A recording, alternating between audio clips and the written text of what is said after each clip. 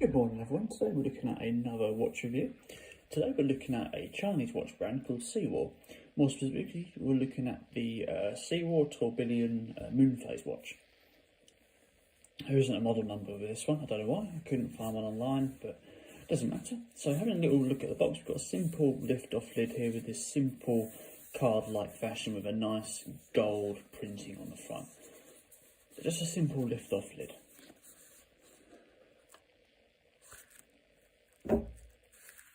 Inside we've got a manual, we've got a little bit of a cushion here and bubble wrap just to protect that watch. I'm not a great fan of bubble wrap inside of watch boxes, but it's good for protecting the face of the watch.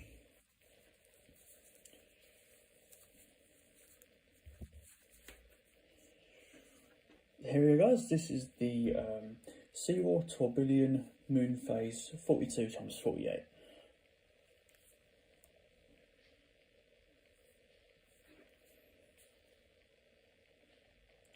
As you can see from the face, we've got this tonneau shape styled into the face with those hands that are getting smaller and bigger, taking its inspiration after many of the watches that cost above 250,000 in that shape.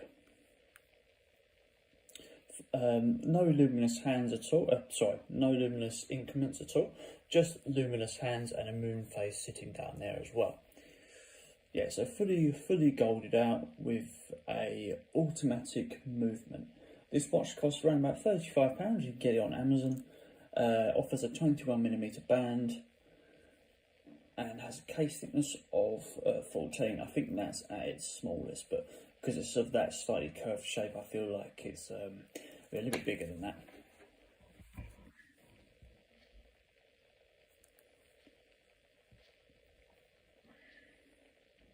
So looking at the face a bit more detail, we can see that skeleton automatic movement in that left hand side there, with the moon face sitting down the bottom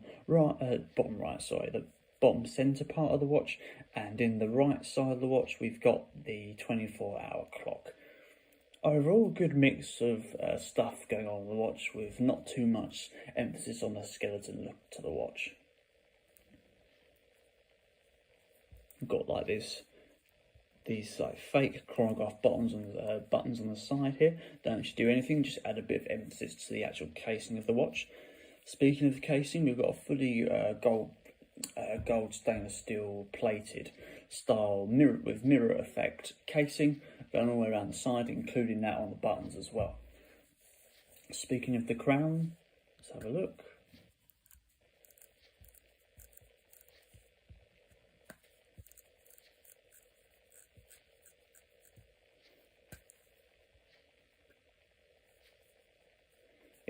A bit of a funny crown to try and move. I had to put my thumb in that to actually move that.